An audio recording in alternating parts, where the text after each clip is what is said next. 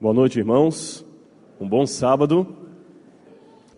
Ontem alguém me fez uma pergunta e eu respondi a pergunta na saída mesmo, mas a pessoa falou: olha, pastor, eu gostaria que você desse essa resposta de público também. A pergunta, eu achei inteligente a pergunta, muito bem feita. Se Deus, Jesus Cristo e o Espírito Santo é um único Deus, não é? São três seres, três pessoas, mas um só Deus, porque só o Pai sabe o dia da volta de Cristo. A pessoa que formulou essa pergunta, com certeza está se referindo àquele texto.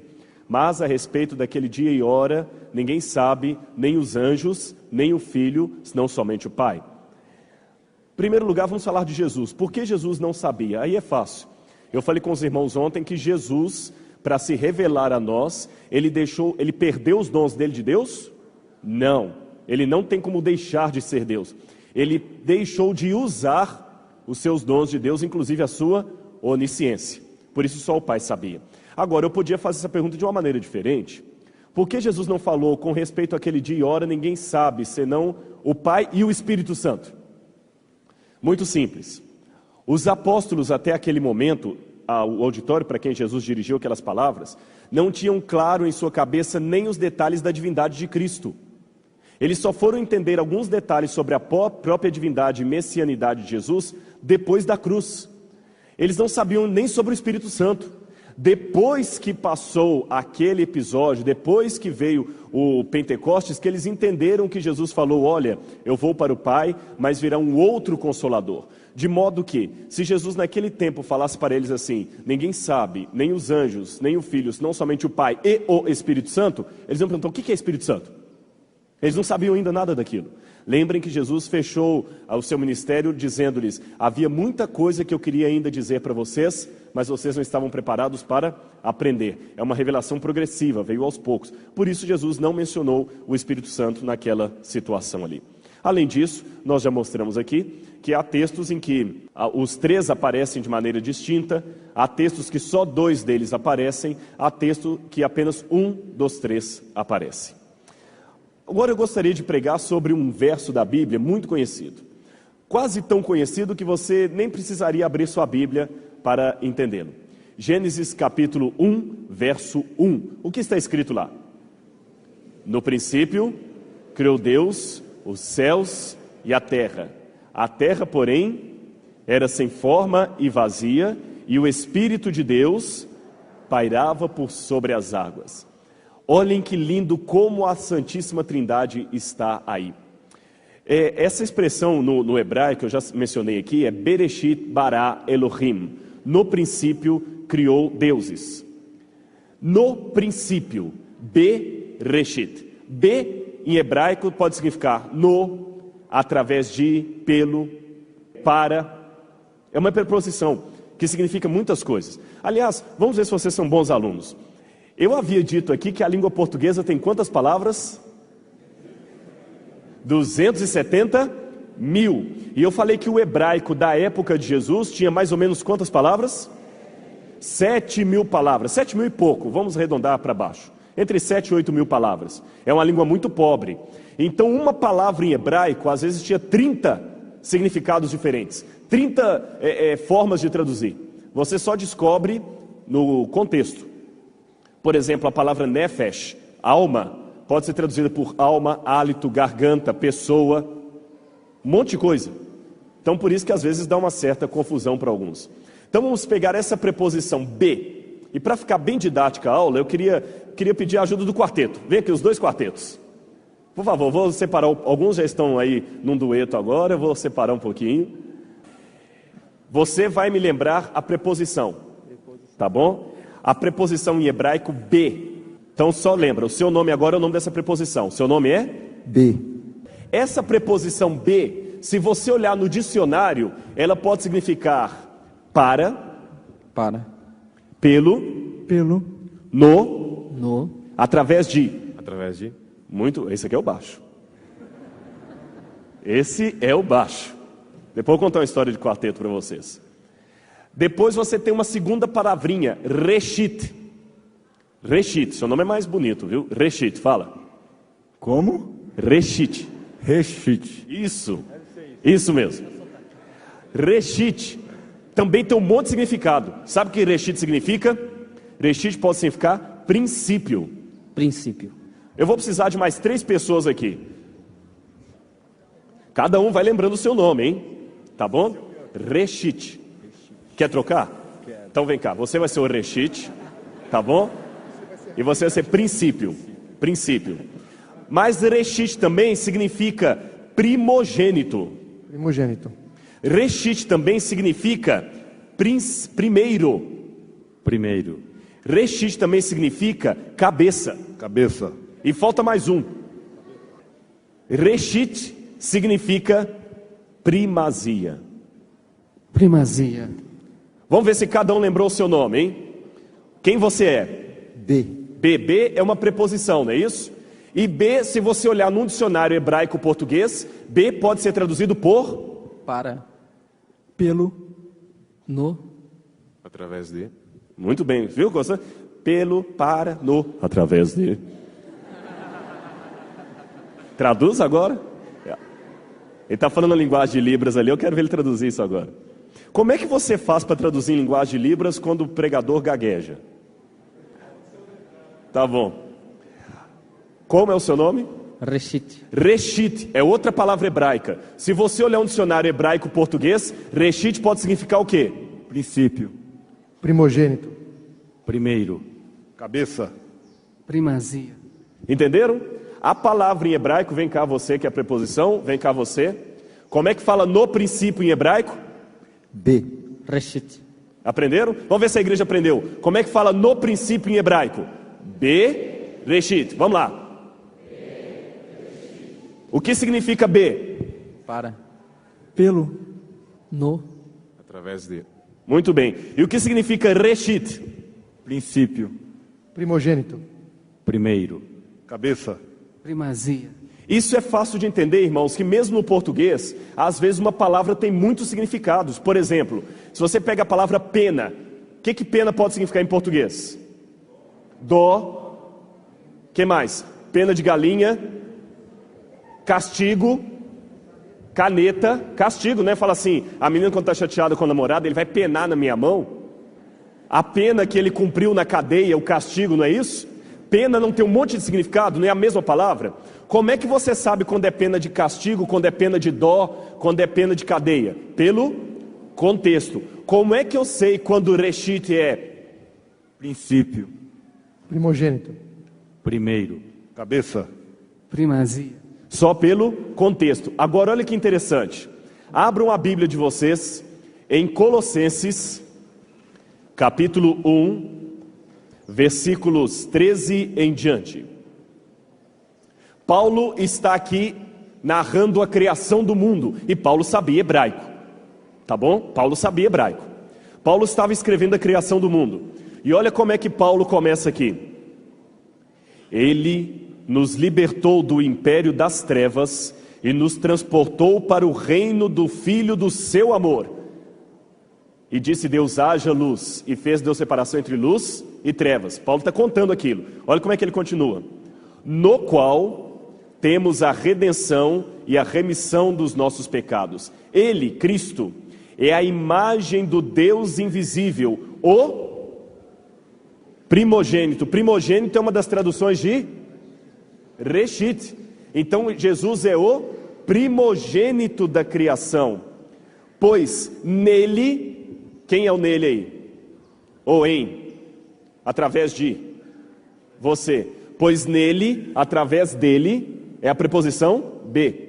Pois nele foram criadas todas as coisas, nos céus e sobre a terra, as visíveis, as invisíveis, quer sejam soberanias, quer principados, quer potestades. Tudo foi criado por meio dele, não é você que é o por meio? Quem que é o por meio? Por meio dele, ou através dele, e para ele. Alguém é para aqui? Para. Tudo foi criado por ele, para ele, por meio dele. O que vocês estão percebendo? Paulo pegou todos os significados da palavra B e aplicou a quem? A Jesus. Tudo foi criado para Jesus. Tudo foi criado pelo pelo Jesus. Tudo foi criado no. Tudo foi criado em Jesus, no princípio. Através de. Tudo foi criado através de Cristo. Então Paulo pegou essa preposição e aplicou inteiramente a Jesus. Vocês da preposição podem sentar. Mas olha o que ele continua. Ele é antes de todas as coisas. Então ele é o segundo? O que ele é? Quem é o primeiro aí? Então obrigado, primeiro, pode descer. Ele é antes de todas as coisas, ele é o primeiro. Que mais? Ele é o primeiro, pois nele tudo subsiste. Pois nele tudo subsiste. Ele é a cabeça. Quem é a cabeça, irmão Nelson? Ele é a cabeça do corpo da igreja. Ele é que mais? O princípio. Quem é o princípio aí?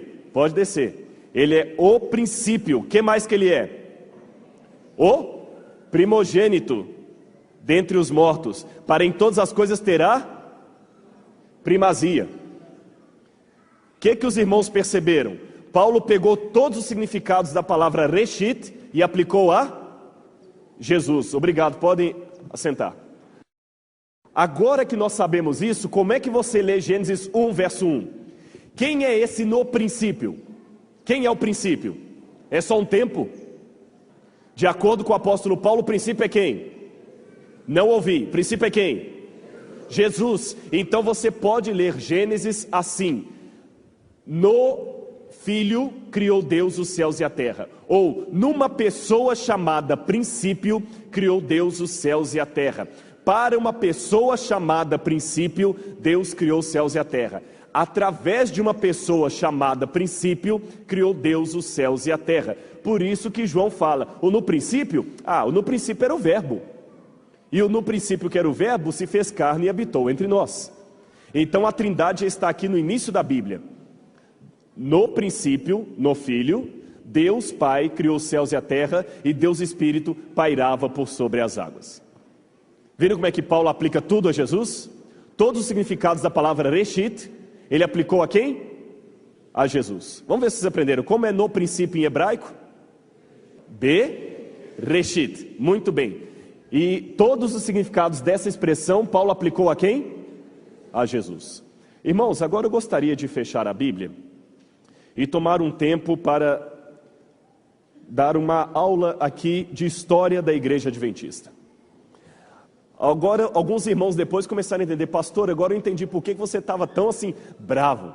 Sabem por quê? Eu amo Deus. E vocês sabem, você pode até me respeitar, mas se você desrespeitar a minha esposa, você perdeu todo o cartaz comigo. E a igreja é a esposa do Cordeiro. Então falar eu amo a Deus, mas eu desprezo a esposa dele, isso é ridículo. Isso é ridículo. Então mexeu com essa igreja, mexeu com a menina dos olhos de Deus. Por isso a gente fica chateado. E eu vou mostrar aqui algumas questões sobre a Trindade na história da Igreja Adventista. E para quem está vindo pela primeira vez, eu vou explicar o que está acontecendo. Na internet, há pessoas que estão fazendo acusações à igreja, em sites não oficiais da igreja. E essas pessoas estão dizendo que a igreja não é mais a igreja de Deus e que ela está pregando a Trindade, que é uma doutrina pagã. Nós já mostramos pela Bíblia, ontem e anteontem, como a Trindade está estabelecida na Sagrada Escritura. E hoje ainda abri de novo com a Bíblia para não ficar um sermão sem a Bíblia. Mas vamos ver na história do cristianismo, e eu vou mostrar aqui para vocês algumas das acusações que são feitas na internet contra a Igreja Adventista, acusações doutrinárias, e como nós podemos respondê-las. A doutrina da Trindade, então, na história do Adventismo, e a doutrina da Trindade nos escritos de Ellen White. Primeira acusação. Os pioneiros, na sua maioria, aí eu quero agradecer que eu ganhei uma caneta a laser, viu? Foi bom eu não ter nenhuma, que eu ganhei uma. Da próxima vez eu venho sem paletó, sem gravata. Se for nesse jeito assim, vou vir a pé. Os pioneiros, na sua maioria, não aceitavam a Trindade. Essa doutrina foi trazida para a Igreja Adventista por um pastor chamado Leroy Froom e incorporada à igreja somente quando? Note, isso aqui é acusação. Dizem o seguinte: essa doutrina só chegou na igreja em 1980, oficializada e incorporada em 1980. Esse texto aqui, ele foi tirado da internet, ele não é meu. Será que isso é verdade? Bom, de 1846 a 1888, muitos dos pioneiros eram realmente antitrinitários. A gente não pode falar que eram a maioria. A maioria dos líderes da igreja, sim. Mas do povo da igreja, não se pode falar isso. Dos líderes, realmente, a maioria parecia não aceitar bem a trindade. Então, uma questão importante é essa. Se os pioneiros da igreja estavam certos em não acreditar na trindade, a igreja hoje está errada. Se a igreja hoje está certa em acreditar na trindade, então os pioneiros estavam errados. É isso que eles colocam na internet. Então vamos analisar. Eu tenho aqui só alguns por ilustração. De fato, num primeiro momento, parece que os acusadores têm razão. Porque Joshua Himes, ou Josué Himes, que foi um dos pioneiros da igreja, ele de fato não acreditava na trindade e morreu sem acreditar na trindade. Um outro pioneiro da igreja chamado Joseph Bates, foi esse cavaleiro aqui, o responsável por trazer a doutrina do sábado para a igreja, ele também não acreditava na trindade. Ele também não acreditava na trindade. O próprio marido de Ellen White, Tiago White, nós temos dúvidas se ele realmente chegou a acreditar na trindade algum dia. Ele tinha afirmações muito fortes contra a trindade, mas existe um testemunho de Virgil Robinson, que conheceu pessoalmente Tiago White, que ele no final da vida dele passou a acreditar na trindade. E uma evidência que corrobora para isso é que o Tiago White, como editor da Review and Herald, deixou publicar textos a favor da trindade. Mas de qualquer forma não é uma certeza absoluta, eu tenho que ser honesto com os irmãos. Não é uma certeza absoluta. Nós temos uma chance de que ele talvez acreditou na trindade no final da vida dele, e uma chance de que ele, de fato, nunca chegou a acreditar na trindade. Uriah Smith, que era um dos editores da Review and Herald, esse também não acreditava na trindade, nem na divindade plena de Jesus Cristo. Ele era ariano, e eram os pioneiros de nossa igreja. Mas até aqui você não deve se assustar. Lembram que eu falei com vocês que esse período de descrença da trindade durou até 1888, mais ou menos. Nesse período, a igreja adventista estava começando a consolidar a sua doutrina. Por exemplo, a igreja adventista, irmãos, aliás, isso aqui é até bom para fazer uma guisa de esclarecimento, Ellen White não é a papisa da igreja adventista. As doutrinas adventistas, elas não são baseadas em Ellen White, mas sim na Bíblia. E muita coisa foi revelada depois de muito jejum e oração. As pessoas pensam que Ellen White era uma espécie assim como é que chama esse pessoal que o pessoal vai consultar aí? Vidente, naquele sentido bem de bola de cristal, que os irmãos, eu mesmo tinha essa ideia errada, passada por alguns irmãos talvez mal informados. Tem tudo a irmã White disse, já notaram isso? Eu, quando entrei para a igreja, eu pensava que a irmã White, como ela falava demais, ela era uma mulher o seguinte, que acordava 4 horas da manhã e começava a falar,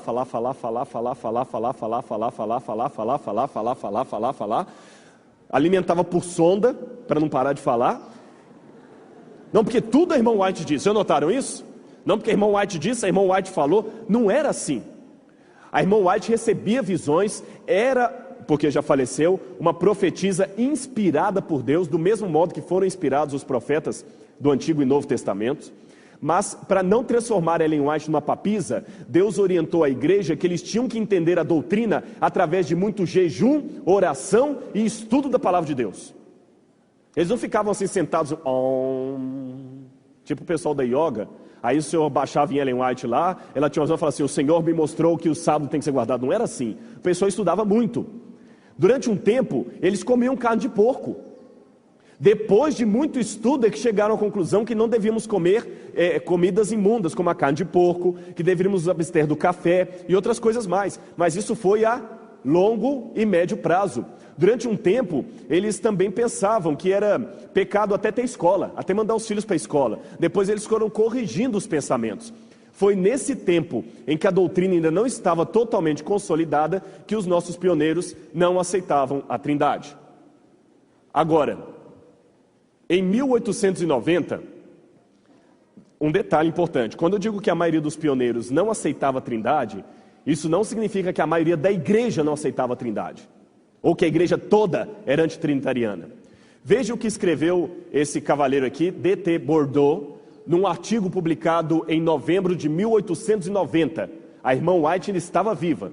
Num artigo, Nós Podemos Participar da Plenitude do Pai e do Filho, publicado na Review and Herald, 18 de novembro de 1890, esse autor dizia o seguinte: olha bem, ele estava vivo na época, ele conhecia os pioneiros pessoalmente. Embora proclamemos acreditar e adorar um único Deus, eu tenho verificado que há muitos deuses entre nós, bem como muitas concepções da divindade. Notem, muitas concepções da divindade. Nós não temos estudado a metade do caráter de Deus Pai e de Deus Filho, e o resultado é que fazemos de Cristo um ser como nós mesmos. Esse Bordeaux estava questionando que alguns estavam até diminuindo a Trindade porque não estavam ainda com um consenso. Então notem, nessa época a igreja adventista não tinha ainda um consenso a respeito da natureza de Deus. É o contrário do que estão falando na internet, que a igreja tinha uma doutrina e que depois a igreja abandonou essa doutrina. Não, não é isso. Ela não tinha ainda doutrina nenhuma firmada. Olha o testemunho de alguém que estava vivo lá. Você não vai querer saber mais do que alguém que estava lá. Não é isso? Continuando. Aí o Bordeaux, esse cavaleiro aqui, bonito, simpático, que escreveu aquele artigo. Esse aqui é o irmão dele, que também chamava-se Bordeaux. Deve ser de origem francesa pelo nome. E Ellen White? Será que Ellen White aceitava a Trindade ou não? Eu vou fazer uma afirmação e depois vou provar o que vou fazer. Ellen White, mesmo com seu marido sendo ariano, no princípio, é interessante que ela silenciou a respeito do assunto. Isso significa que ela tinha, no mínimo, dúvida. E Deus não tinha esclarecido para ela ainda a questão. Ela silenciou a respeito do assunto. Depois de um tempo, ela começou a afirmar claramente a Trindade. Vou dar um exemplo aqui para os irmãos. O livro Evangelismo, não assustem com aquilo que está no quadro, não, que aquilo ali é uma das acusações. No livro Evangelismo, Ellen White diz o seguinte: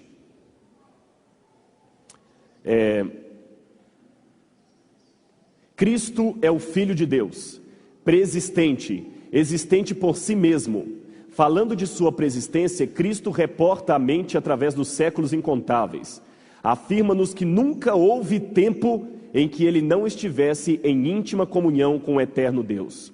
Aquele cuja voz os judeus estavam então ouvindo, estivera com Deus como alguém que vivera sempre com ele. Era igual a Deus, infinito e onipotente. É Filho eterno, existente por si mesmo. E ainda numa outra parte aqui, ela vai dizer: cumpre-nos cooperar com os três poderes mais altos no céu, o Pai, o Filho e o Espírito Santo. Esses três poderes operarão por meio de nós, fazendo-nos co-obreiros com Deus. Ela ainda diz aqui: Jesus declarou: eu sou a ressurreição da vida. Em Cristo há vida original, não emprestada, não derivada. Quem tem o Filho tem a vida eterna. A divindade de Cristo é a certeza da vida eterna para o crente. E ela ainda fala em mais um dos textos aqui, há três pessoas vivas pertencentes ao trio celeste. Aqui tem um problema com o tradutor, que traduziu trio do inglês por trindade. Há três pessoas vivas pertencentes ao trio celeste. Em nome desses três grandes poderes, o Pai, o Filho e o Espírito Santo, é que recebem a Cristo por fé viva e são batizados. Então Ellen White mostra aqui que ela acreditava na Trindade. Eu li o livro Evangelismo. Porém, no princípio, o pessoal que armou contra a Trindade dizia o seguinte: vocês não provam que Ellen White acreditava na Trindade. Quando a igreja provou que Ellen White acreditava na Trindade, o texto está aqui, sabem qual foi a argumentação deles? Está aqui no quadro. Isso é um dos textos que eu tirei da internet. Deixe-me esclarecer aqui uma coisa. No primeiro dia, alguém falou assim: pastor, eu achei que você foi muito injusto com o Hermelindo Robson Ramos. No site dele, ele publica coisa de todo mundo. Ele realmente publica coisa de todo mundo, mas os títulos são dele. E eu, como já dei aula na faculdade de jornalismo, sei que todo jornalista tem que primar pela ética do que ele está escrevendo. E esse título aqui foi dado por ele. Neto de Ellen White revela conspiração pró-trindade na montagem do livro Evangelismo. Aí tem um texto de uma pessoa lá que se intitula leigo.com. Eu acho interessante porque as pessoas ficam no anonimato. Leigo.com. Parece aqueles programas de rádio que passa de madrugada, né? Florzinha do Oeste manda uma mensagem para Jacarezinho de Foz do Iguaçu. Porque o cristão que é cristão, ele mostra, sou eu que estou falando. Esse negócio de leigo.com. Tem um que assinou assim, o anônimo, por favor, não revele o meu nome. Pastor fulano de tal está adulterando. Não revele meu nome que eu vou trazer mais novidades. Irmãos, isso é fofoca. Aliás, eu posso ser sincero com vocês, até um tempo atrás eu pregava muito contra a música de rock and roll. E vou continuar pregando que rock and roll não presta. Mas hoje eu estou pensando, o que é pior, ouvir rock and roll ou ouvir fofoca? Se for para optar entre os dois, eu ainda prefiro o rock, porque o rock é mais sincero, ele já fala que é do diabo. A fofoca tem aparência de piedade. Fala o nome dele para a gente orar. E tá cheio de fofoca aqui. E os fofoqueiros, é leigo.com, não preservem meu nome, mas eu vou jogar o nome dos outros na lama. Mas eu quero ler de novo para os irmãos, isso aqui, irmãos, não sou eu que escrevi, isso está na internet contra a igreja. Neto de Ellen G. White revela conspiração pró-trindade na montagem do livro Evangelismo. Conspiração. O leigo.com, que escreveu o artigo, e o Robson, que colocou o título, falaram que diz que chegou a essa conclusão, leigo.com, depois de ler esse livro, num artigo que tem aqui do neto da irmã White. É interessante que, quando o neto da irmã White conta a história da publicação do livro Evangelismo, ele fala que o livro foi publicado depois da morte da irmã White e que o Leroy Froome participou. Aí o pessoal, tá vendo? Houve uma conspiração. Só que eles não citam o texto todo. Irmãos, sejam como os bereanos. Quando você lê essas coisas na internet, vai verificar se é daquele jeito mesmo. Eu fui bereano, eu fui olhar no original. A continuidade do texto que eles não trazem na internet diz assim, é o próprio neto da irmã White escrevendo: uma preocupação vital do pessoal do White State, envolvido em fazer as compilações dos livros de Ellen White, era, e é, assegurar que essas compilações sejam plenamente representativas e livres de ideias pré-concebidas do compilador. Deixe-me citar um exemplo. Alguns anos antes da publicação do livro Evangelismo, quando o livro Conselhos sobre Regime Alimentar saiu do prelo, fui incluído no processo de compilação. É o neto da irmã White que está falando. Eu tinha conhecimento de mais ou menos meia dúzia de declarações de Ellen G. White, a avó dele, que apresentavam circunstâncias em que o uso de carne era justificado. Sou vegetariano e poderia facilmente ter ignorado essas declarações, mas não tive desejo de fazê-lo. Na verdade, não teria ousado fazê-lo. As preferências do compilador não devem pesar na seleção do material. A compilação deve representar correta e completamente as ênfases de Ellen White. Então, meus irmãos, como é que esse camarada, pegando pela metade o que está escrito nesse livro, coloca um título desse? Neto de Ellen White revela conspiração pró-trindade, sendo que é o contrário, ele está defendendo. Aliás, o título do artigo se chama Em Defesa das Compilações.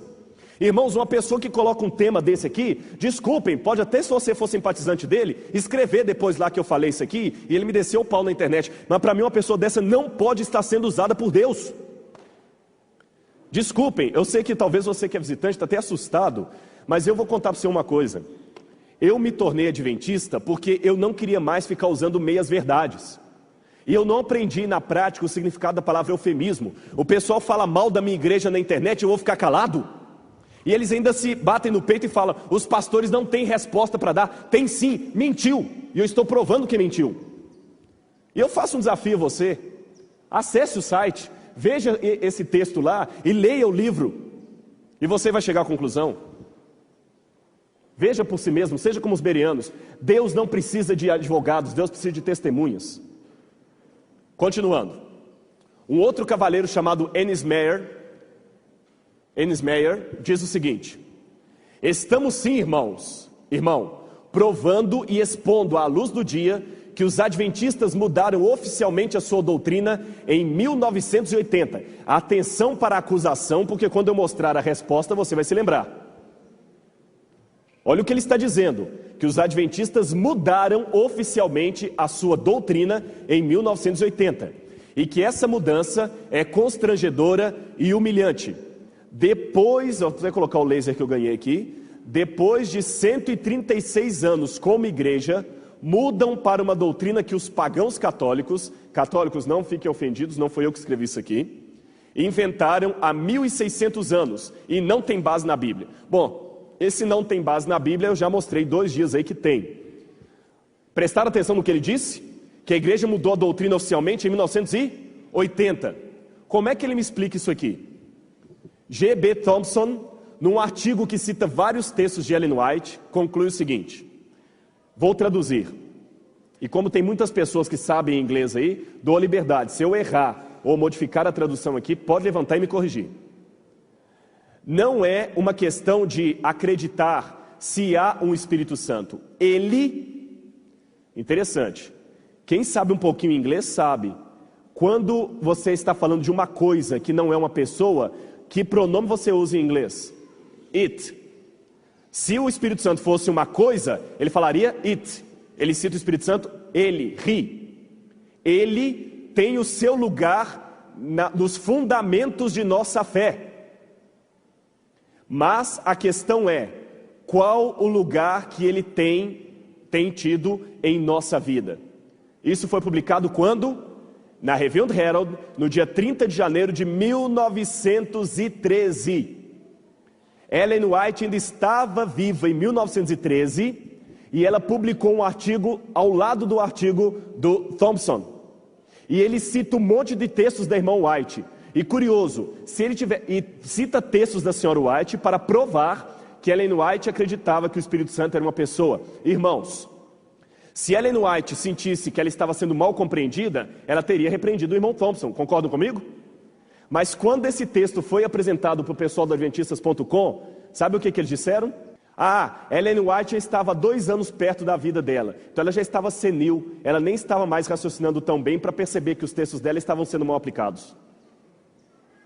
Mas, irmãos, isso para mim, eu vou contar para vocês, tem um texto de Ellen White que eu queria citar para vocês, está no Testimonies, volume 3, se eu não me engano.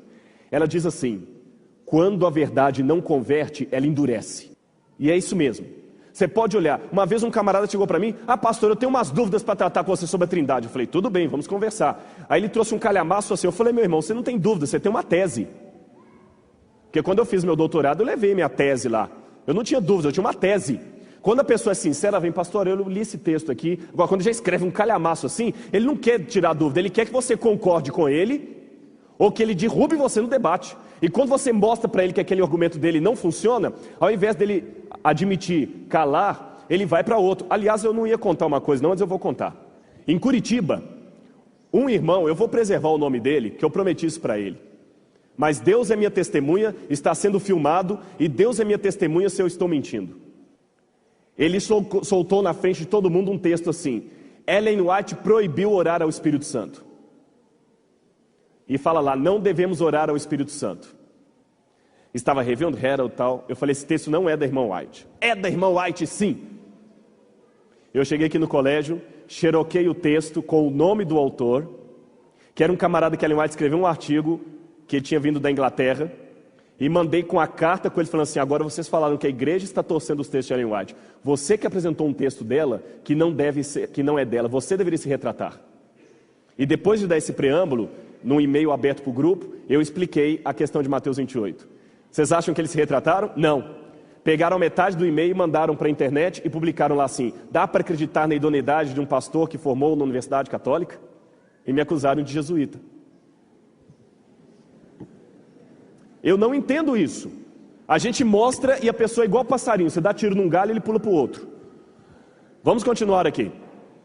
Esse camarada, o Thompson, escreveu 18, não estou falando de 18 artigos em série para Review and Herald sobre a divindade do Espírito Santo. 18. E nem uma vez Ellen White o recriminou. Olha o que ele escreveu.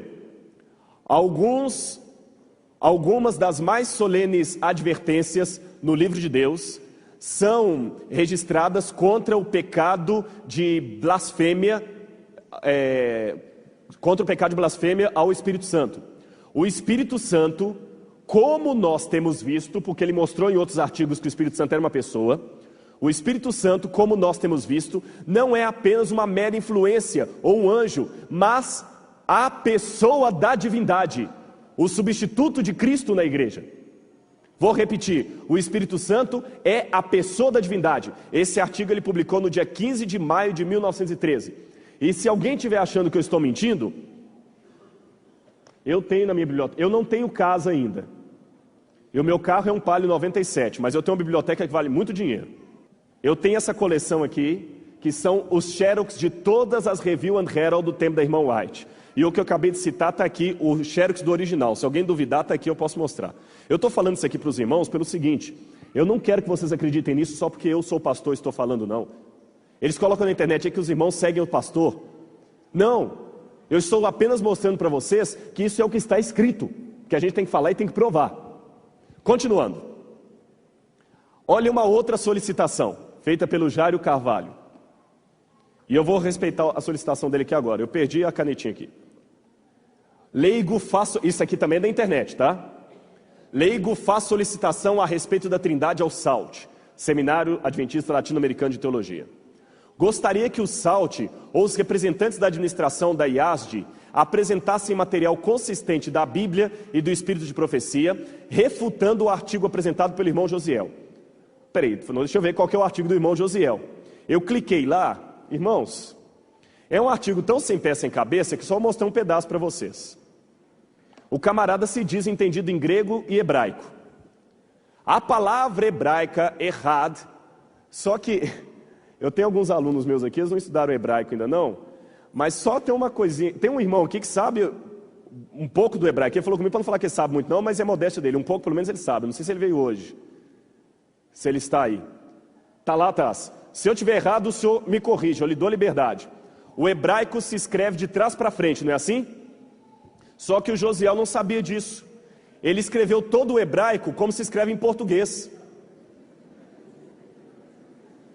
Aqui. Eu comecei, o que está escrito aqui? Dará, depois que eu fui ver, errado. Ele escreveu de trás, ele escreveu errado. Ele escreveu tudo igual escreve em português. Aí de novo aqui embaixo, ó. Se fosse só um E, de novo aqui. Quando ele vai para o grego, aí que a bagunça é pior ainda. Só que como você não sabe hebraico, não sabe grego, um camarada desse coloca isso lá na internet e fala assim, pô, esse cara conhece pra caramba. Eu aprendi uma coisa com o professor Pedro Apolinário, ignorância atrevida. E é mesmo, sabe? E eu vou ser sincero com os irmãos. Eu não estaria tão chateado com esse site se eles fizessem duas coisas, ou três.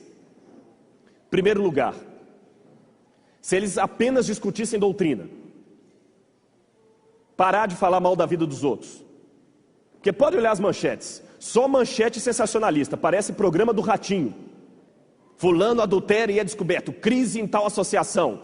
Veja os detalhes. E quem gosta de fofoca realmente é um prato cheio. Eu estou por dentro que para preparar o estudo para vocês, eu vou explicar a vocês. Pediram-me para que eu falasse da Trindade aqui, porque existe um grupo aqui que está se deixando levar por esses sites aí, já não acredita mais na Trindade, não acredita mais em nada, então, e ficam falando que os pastores não têm resposta para dar. Por isso que fizeram essa convocação e por isso que eu estou aqui. Agora você está entendendo por que o meu sermão desses últimos dias foi um sermão tão diferente dos que eu tenho pregado aqui. Tá certo?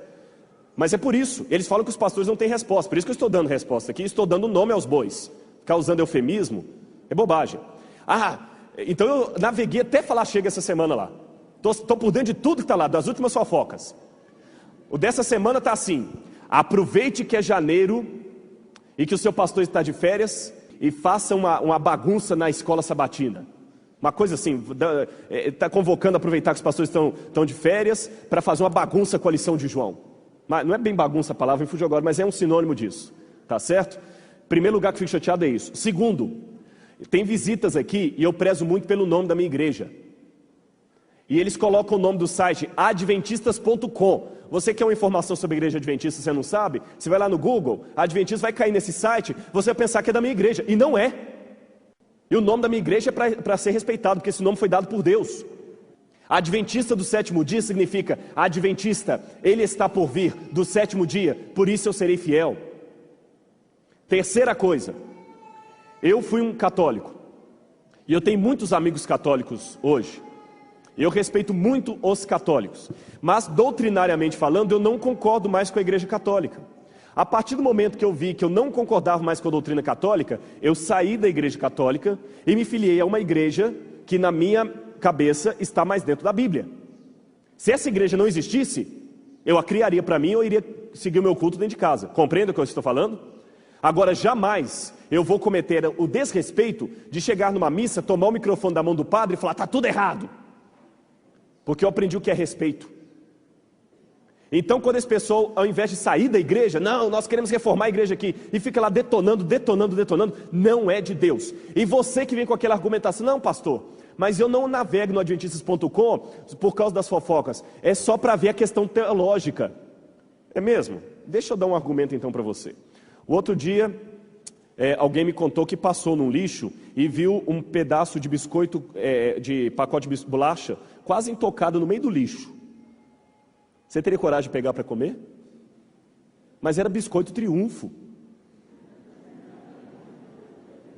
Era Triunfo, daquele mais gostosinho, sabe? A boca de alguns encheu d'água aí, né? Não comam demais não, que isso faz mal para a saúde, viu? A gente precisa mais comer fruta. Você comeria? Por que não?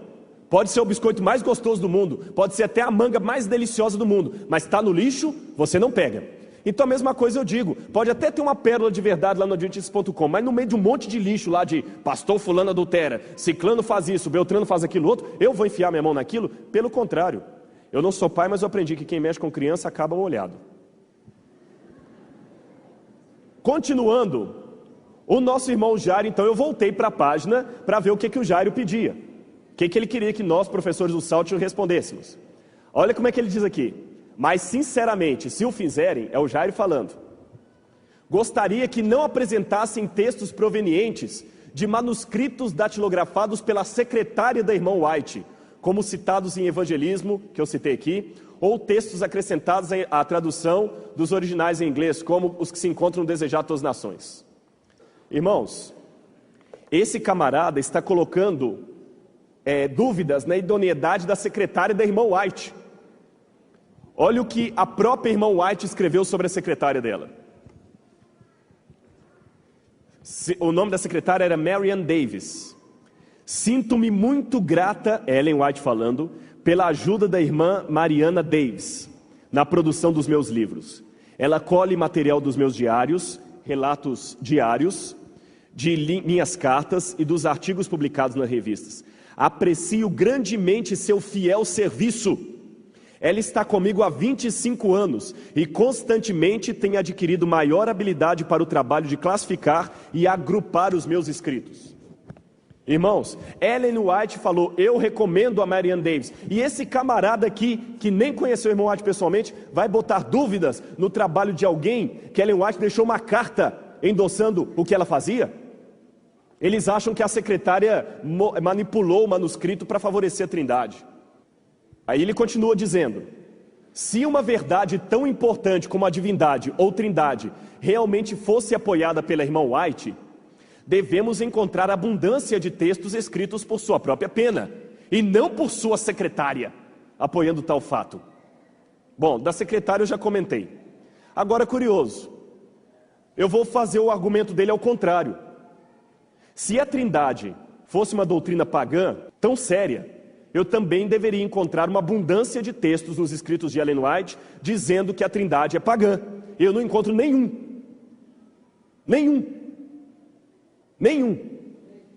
Amém? Nenhum. Então, senhor Jairo Carvalho, eu estou falando que eu já o visitei na casa dele 2 vezes, e eu já fiz Mateus 18. Com todos esses, inclusive com o senhor Hermelindo Robson. Eu estou trazendo o caso à igreja porque eu fiz Mateus 18 com eles. O Jairo, eu visitei na própria casa dele por 2 vezes, conversei longas horas com ele, não só eu, outro professor de teologia, fiz Mateus 18, orei com ele e saí da última vez falando assim, Jairo, aqui nossos caminhos se divergem, eu estou agora livre, e fui a segunda vez com uma testemunha, que era um ancião da igreja do Juvevê, lá em Curitiba e falei, Jair, a partir de hoje, o que você publicar agora com a sua pessoa, eu não vou falar da sua idoneidade, mas o que você publicar contra a minha igreja, você vai ter resposta de público agora, porque eu vou levar o caso à igreja. Então ele sabe que um dia eu iria trazer isso aqui. Tá certo? Então veja bem, por que eu não encontro também nos textos da Sra. White? Eu desafio qualquer um do Adventistas.com a me mostrar uma linha clara, sem necessidade de interpretação, onde Ellen White diga assim, a Trindade é uma heresia inventada na Idade Média ou no final da Idade Antiga, qualquer coisa parecida. Continuando, o que ocorre, ele dizendo ainda é o Jairo, viu? O que ocorre é que a IASD cria em Deus como sendo uma pessoa, ao menos até 1912. Espera aí, até 1912. Eu coloquei uma observação aqui. Quando nós lemos a acusação do Enes Meyer, que é outro teólogo desse grupo aí, o Enes Meyer falou que a igreja mudou oficialmente a doutrina quando? Mas ele disse aqui que já foi em 1980 ou é 12? Vocês já notaram a contradição? Pois um livro de crenças desse ano apresenta a crença em um único Deus, Pai e Filho, Jário Carvalho. Não é Pai, Filho e Jário Carvalho não, Jário Carvalho é o autor. Eu xeroquei a página original do livro de 1912 e realmente aqui está, há apenas um Deus pessoal, espiritual, um ser espiritual, o Criador de todas as coisas, etc, etc, etc, que foi representado pelo seu representante, o Espírito Santo. 2 detalhes eu chamo a atenção dos irmãos aqui.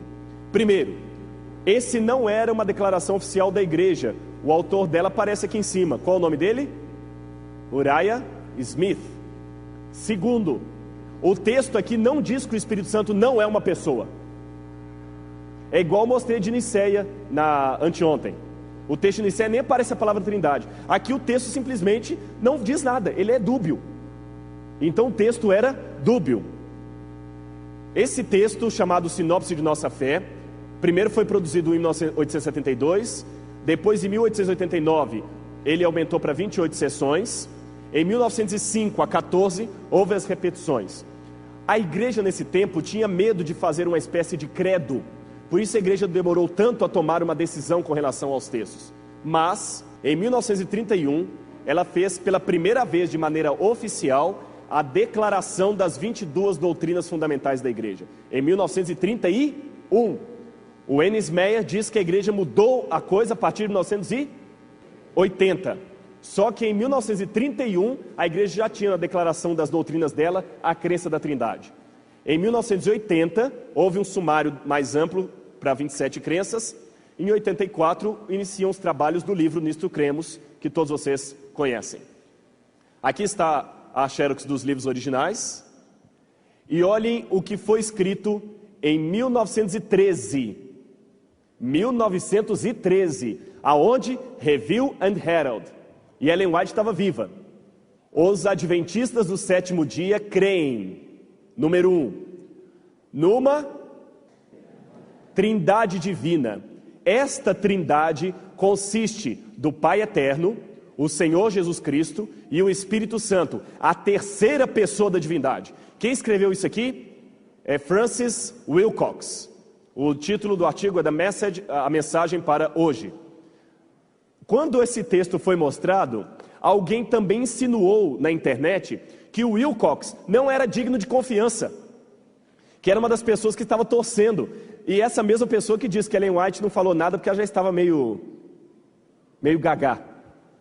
Será que o Wilcox não é digno de confiança? Quem era Francis Wilcox para Ellen White? Pasmem.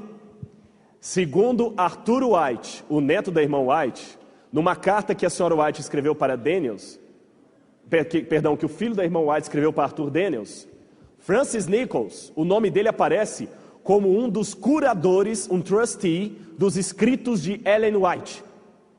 Quando a Sra. White sentiu que estava para morrer, ela separou algumas pessoas e escreveu uma carta para o presidente da Conferência Geral. Essas pessoas foram mostradas para mim por Deus como sendo pessoas de confiança, a quem eu confio o depósito dos meus escritos. E entre os nomes que estavam lá, quem aparece aqui? Francis Wilcox, uma pessoa que acreditava na Trindade e que eu acabei de mostrar o texto dele anteriormente. Irmão, se restar alguma dúvida depois disso, eu desisto. Mas eu ainda vou insistir mais um pouco. O Wayne Meyer diz que a igreja mudou a crença e acrescentou a crença da Trindade apenas em 1980. Mas, em 1931, um comitê da Conferência Geral publicou no Yearbook uma sinopse das crenças fundamentais da Igreja Adventista. A crença número 2 afirma que a divindade ou trindade consiste do Pai eterno, um ser espiritual, onipotente, onipresente, onisciente, infinito em sabedoria e amor, e que o Senhor Jesus Cristo, o Filho do Pai eterno, através do qual, aquele mesmo texto que eu já tinha mostrado em inglês. Outra acusação da internet. Leroy Edwin Fromm não encontrou na Bíblia a doutrina da Trindade e confessa, gente, essa palavra é muito forte, confessa. Parece que a pessoa assim, sabe, ai, fiz besteira. Confessa em seu livro ter ido buscar em autores de outras igrejas, mais especificamente no Credo de Nicéia. Eu já falei do Credo de Nicéia anteontem. Leroy Fromm foi o introdutor da doutrina da Trindade na Igreja Adventista e confessa em seu livro que foi buscar as informações em outras fontes por não ter encontrado nada nos livros da igreja. Encontrou somente vestígios no espírito de profecia, mas foi lá fora, está escrito assim na internet, por isso que eu deixei desse jeito, que encontrou homens com muito mais conhecimento sobre o Espírito Santo, conforme sua opinião manifesta em seu livro. Irmãos, eu sou bereano, eu fui ao livro de Edwin Fromm, e o que eu fiquei pasmo aqui é que o meu amigo Enes Meyer parece não saber ler título, porque no livro do Fromm, esse texto que ele refere, Fromm está falando do Espírito Santo, mas não como pessoa da divindade. Ele está falando sobre dons do Espírito Santo, carismatismo. E ele diz que quando ele estava escrevendo sobre os dons do Espírito Santo, dom de profecia, dom de pregação, dom de línguas e tudo mais, ele não encontrou muita coisa nos escritos da nossa igreja. Depois que ele tratou desse assunto, no parágrafo embaixo que ele fala, a verdade da Trindade. E quando ele vai falar da Trindade, ele diz justamente o contrário, que sobre a Trindade, ele encontrou um material muito bom, escrito em 1892, publicado, etc, etc, etc. Em 1892, a igreja publicou até um material até de um não adventista, Spear, The Bible Doctrine of the Trinity, a doutrina bíblica da Trindade, em 1892, e Ellen White não repreendeu a ninguém por ter publicado o artigo do Spear, de jeito nenhum. E ele diz que encontrou material. Então é o contrário, eu não sei como é que alguém pode torcer tanto o que outro escreve. E o próprio pastor Andreasen publica no livro dele, esse livro do Andreasen é bem antigo, viu? Eu estou aqui com uma facsímile. É todo aquele texto publicado em 1892. Continuando. A Movimento do Destino é o texto que ele falou, já citei para vocês, do Fromm. Outra acusação da internet, essa é a última. Dossiê comprova. Olha o peso dos títulos que o senhor Hermelindo Robson Ramos coloca na internet. Dossiê comprova manipulação de textos da senhora White em favor da Trindade. Aí vem a apresentação. Caros amigos e irmãos em Cristo, não me encontro feliz ao fazer a denúncia que abaixo se segue, uma vez que o inimigo das almas certamente a usará de várias formas. Tem alguma coisa mais que falou? Para denegrir a imagem do denunciante. Eu, Jairo Carvalho, faço nesse momento de Deus o meu escudo, pois através de sua ação, essa verdade chegou até mim e deixo com ele as consequências dessa denúncia. O texto que ele fala que é apócrifo, que Ellen White nunca citou, que foi mudado pela secretária dela, é aquele que eu li para vocês, que está no livro Evangelismo. Há 3 pessoas vivas no trio celestial. E no nome desses 3 grandes poderes, o Pai, o Filho e o Espírito Santo, aqueles que recebem a Cristo pela fé são batizados. O segundo texto que eles falam, eles dizem que esse texto não foi escrito por Ellen White, que foi o Fromm, juntamente com outros, que acrescentaram o texto. Compreenderam a acusação? E eles desafiam os pastores a mostrarem os originais disso. Aliás, uma menina até gracejou na internet. O pastor Rodrigo diz que pode provar os originais. De repente ele é arqueólogo. Pois então eu vou mostrar que a arqueologia dá para escavar isso aqui também.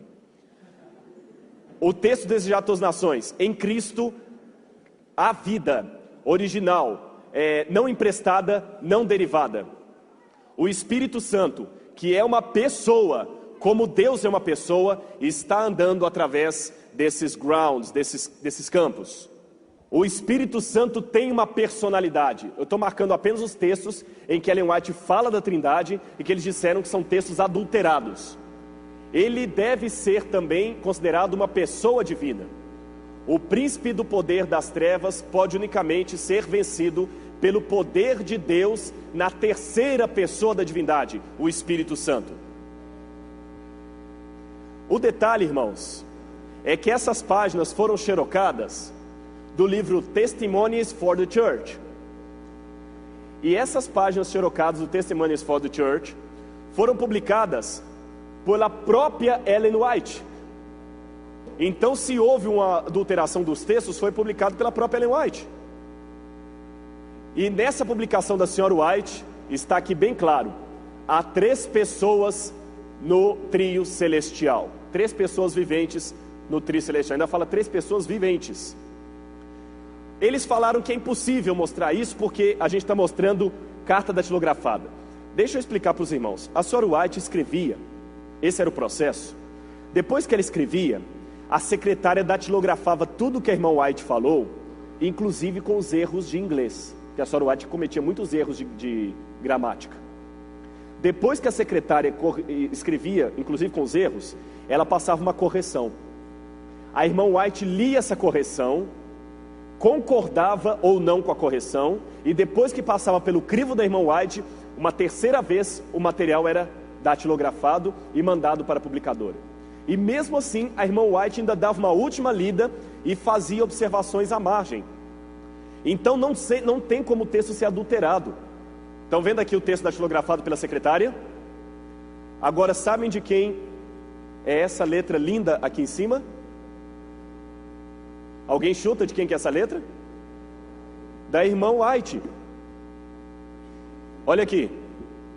Todo o texto que a secretária datilografava, a irmã White lia e fazia comentários. Aqui, olha, cheio de textos. Aqui ela achou que a frase poderia ter um complemento, continuou escrevendo aqui do lado. Então os textos estão repletos de autógrafos de Ellen White. E nesse texto, na página seguinte, tem aqui: há 3 pessoas no trio celestial. 3 pessoas viventes no trio celestial. Então eu estou mostrando o original. Vamos continuar. De novo lá, há 3 pessoas viventes no trio celestial. O texto do Desejar de Todas as Nações, que eles falaram que foi aumentado. Em Cristo a vida, original, não emprestada, não derivada. Esse texto foi... como é que eu volto aqui, Moisés? Eu queria mostrar que esse texto foi publicado de um Desejar de Todas as Nações mais antigo. Esse Desejado foi publicado em 1898. Eu não tirei uma fotocópia de um Desejado que eu trouxe dos Estados Unidos agora. É de 1898. Um Desejado que foi publicado enquanto a autora estava viva. De novo, outro texto que eles falaram que foi adulterado, mas repleto da letrinha de quem? Não ouvi de quem? E a letra dela é inconfundível. De novo, a letra da irmã White por todo o manuscrito. Olha o texto aqui. Nele, está meio apagado porque o manuscrito é muito antigo, mas dá para ler. Nele estava a vida, e a árvore da vida. A vida dele era original, não emprestada, não derivada. É o mesmo texto, continuando. Outro texto repleto das citações. O Espírito Santo, que é uma pessoa, como Deus é uma pessoa. O detalhe curioso dessa citação é que logo abaixo aqui, Ellen White escreveu um comentário com relação à frase de baixo. Está vendo esse sinal aqui? Ellen White pediu para acrescentar umas palavras aqui. E aqui Ellen White cortou isso e preferiu que fosse escrito desse jeito. Ellen White excluiu isso aqui. Curioso. Por que Ellen White não modificou a frase então?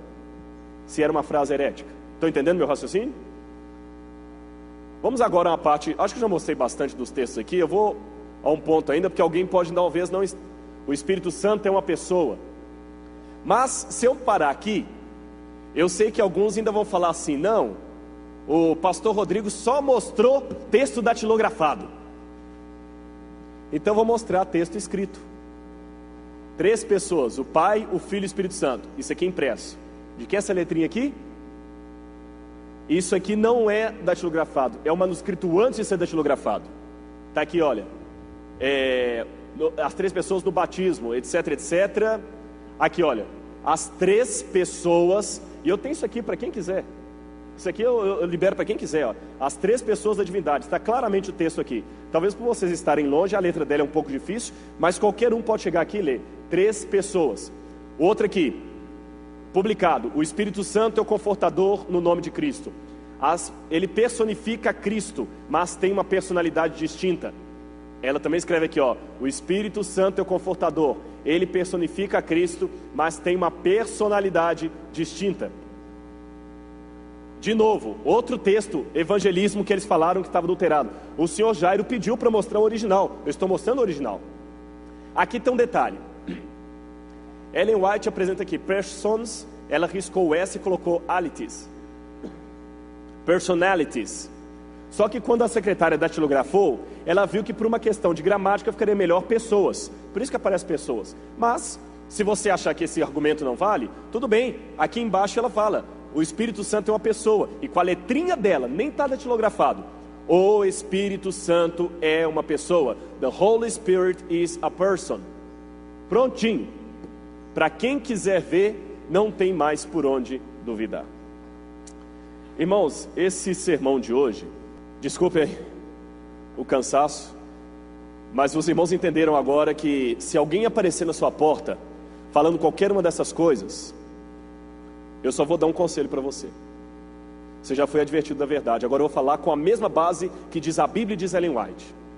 Paulo e João falam, quando alguém começa a pregar um evangelho diferente do que eu estou pregando, não o recebais em casa. Isso é bíblico. Não reclama que eu estou fazendo distinção de pessoas, que isso é bíblico. Está na primeira epístola de João. E a própria Soren White, amanhã eu vou ler esse texto aqui, ela fala, quando alguém começa a proclamar qualquer mensagem contra essa igreja, dizendo que devemos sair para uma outra organização, não os ouvis, nem os recebais em casa.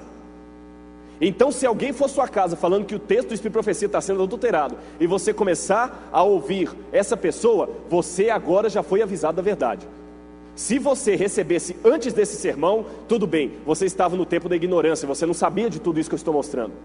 Mas agora com esse dossiê todo que eu mostrei aqui, e um detalhe, eu não mostrei tudo, porque eu só tinha 1 hora para falar aqui. Eu não mostrei 30% do que eu poderia mostrar. Nem dos textos bíblicos de anteontem e ontem, ficaram muitos textos ainda para trás, nem dos textos de Ellen White. Eu não mostrei tudo, mas já mostrei o suficiente, porque quem sabe ler, um pingo é letra. Hoje você já está sabendo a verdade. Se você agora se demorar ouvindo esse tipo de gente, ouvindo esse tipo de conversa, você agora, eu entrego você para Deus. Paulo entregaria para uma outra pessoa, mas eu não sou Paulo, eu entrego para Deus. Sério, você agora está advertido. Não podemos brincar com essa salvação, porque qualquer pecado e blasfêmia será perdoado aos homens, porém a blasfêmia contra o Espírito Santo, esta não tem perdão. Isso está na Bíblia. Agora eu gostaria de terminar dizendo apenas uma coisa. Às vezes a gente fica pensando que Deus não vai estar com essa igreja até o final. Eu digo, vai sim. Ele vai estar sim. E sabe por que eu sei que vai? Por quê, pastor? Aí eu falei que eu não mostrei tudo, tinha até um texto da Ellen White para eu ler essa questão de não receber em casa, até aqui o texto. Sabe por que eu estou tranquilo? Porque se fosse diferente do que está acontecendo, Ellen White seria uma falsa profetisa. Porque amanhã eu vou pregar no sermão justamente sobre a última crise da igreja, da igreja adventista. A crise do ômega. E vocês vão ver que Ellen White tremeu pelo futuro do nosso povo. Mas ao mesmo tempo que ela tremeu, Deus mostrou para ela, calma que eu vou ficar com esse povo até o fim. Então, irmão, se essa crise está acontecendo agora, é um sinal que Jesus em breve está voltando. E se Jesus em breve está voltando, amém, ora vem Senhor Jesus. Porque eu digo para os irmãos, eu não sou nenhum masoquista, eu não sou nenhuma pessoa desesperada com a vida, pelo contrário, eu tenho uma esposa maravilhosa, eu tenho um passado muito triste em termos de família, muito triste. Então se você está numa casa horrível, com uma família horrível, eu te entendo, porque meu passado era horrível. Quando eu me batizei na igreja, minha família me expulsou de casa. Eu sei o que é isso. Eu sei o que é ser rejeitado. É legal colocar que o pastor Rodrigo é doutor, isso é muito bom para o ego. Eu vou até ser sincero, às vezes a gente apresenta isso por força da circunstância, mas não é isso que faz diferença para ninguém. Isso é bom para alimentar o ego. Eu não nasci doutor, eu não nasci teólogo, eu não nasci professor do SALT. Eu nasci um menino, filho de um casal não casado, que um tio que era metodista chegou para minha mãe e falou o seguinte: você está com o filho de um adultério na sua barriga. Vamos embora comigo para São Paulo, senão você vai ver o ladrão que isso vai virar. Que o Senhor me mostrou que isso vai ser um ladrão. Foi a profecia que eu recebi no meu nascimento.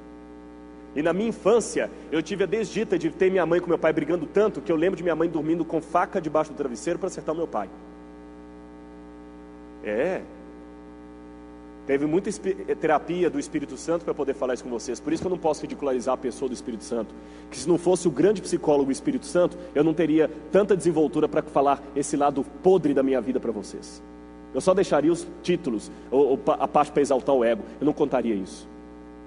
Mas graças a Deus, pela graça de Jesus, hoje eu venci isso. E abaixo de Deus, graças a Deus por essa igreja. Ela tem defeitos, eu sei, eu não sou cego, eu não nasci ontem. Ela tem problemas, ela tem dificuldades, mas essa igreja tem muita virtude. Foi essa igreja que me fez ser quem eu sou. Foi essa igreja que me confiou um título de pastor, apesar de tantos defeitos que eu tenho. Foi essa igreja que me deu o privilégio de ser um professor de pastores, apesar de ter 33 anos de idade, apesar de ter muita coisa para aprender, apesar de ter ido um certo grau até de imaturidade. Eu não posso tacar pedra nessa igreja. Ah, pastor, mas tem muita gente que pisa na bola. Eu falei isso aqui quando eu comecei essa semana. Tem muito irmão na igreja que me amou tremendamente. Irmã que quando eu voltava me dava lá o vale transporte. Eu contei para vocês aqui. Eu não posso falar que essa irmã não presta. Quantos de vocês me tratam com carinho? Toda vez que eu venho aqui eu vejo o carinho que eu sou tratado aqui no IASP. Uma pessoa que veio de um lar tão destruído, com problemas de baixa estima, que eu tinha adoidado. Alguns ainda luto com eles até hoje. Negro, e quem é negro como eu sabe como é ruim viver num país racista que não admite o racismo. Com tanto complexo, hoje eu sou uma pessoa que estou falando, e mais ou menos 1000 aqui estão parados me ouvindo. Louvado seja Deus, Pai, Filho e Espírito Santo por isso.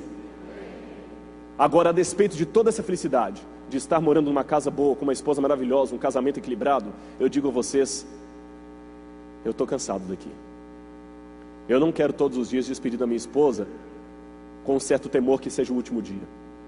Eu não quero todo dia pregar o sermão com medo que seja o último sermão, que eu posso voltar para casa agora, ter um acidente, nunca mais nem a minha esposa me ver. Eu quero que meu Jesus volte logo nas nuvens do céu, e Ele vai vir, porque eu ainda sei que a esperança é Jesus. Então, meu irmão, não interessa o que você está passando na sua vida, a esperança é Jesus. Ele é a esperança, e se você estiver com Ele, ninguém poderá com você.